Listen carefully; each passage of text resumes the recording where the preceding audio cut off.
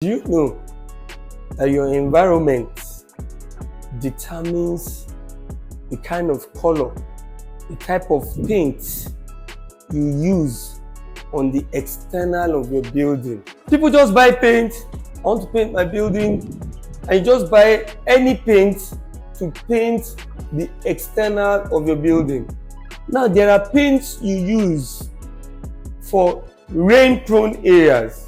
I've had a situation where we had to send paint to Cameroon in very heavy rain-prone areas because those particular paints will be able to resist and withstand the rain.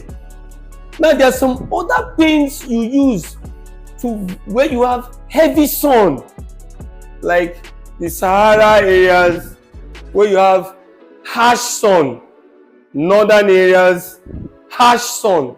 Now, there are some kind of paint you use there.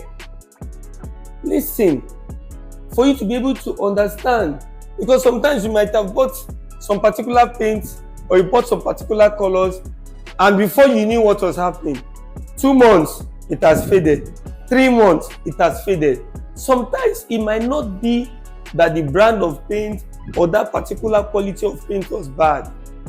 It is because you didn't use the particular kind of paint suited for that environment. Now, I'm going to be narrowing it down because I'm going to speak other areas, kinds of paint, kinds of colors to use. Now, when you're talking about tropics, we're talking about West Africa, tropical colors are the colors we introduce. There are colors that are called tropical colors. Those tropical colors naturally can withstand the sun, the heat of the sun. Tropical colors can withstand heat. Naturally, those colors just withstand heat, withstand the sun. Those are tropical colors. Now, there are tropical colors you need to use for the external of any building. I've had people that went to the net and they went to get colors in snow where we have snow prone areas, and they brought in those colors. We've had some pink shades and they wanted to paint the external, and the person said, I just love pink. I love pink. And we now use the pink. You decided to use pink in an area that has very hot sun. Be rest assured that after some time, the pink, because it has a way of bringing in heat, what happens? It fades off.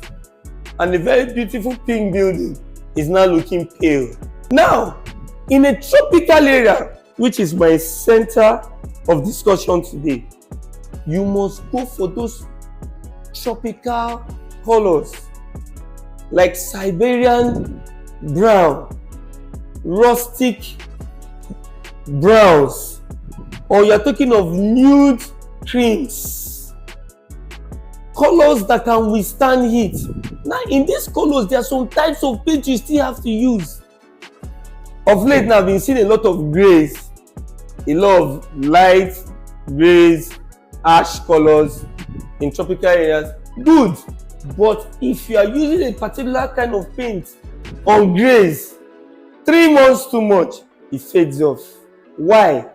There are some paints designed to withstand those particular kind of weather. So when you are buying any paint, make sure the paint will be able to withstand your particular area, the environment where you are. Not every paint can match or can withstand some particular areas or environments. Have that at the back of your mind. So for your next painting project, or for that painting project you're about to embark, make sure you send us a DM for consultancy.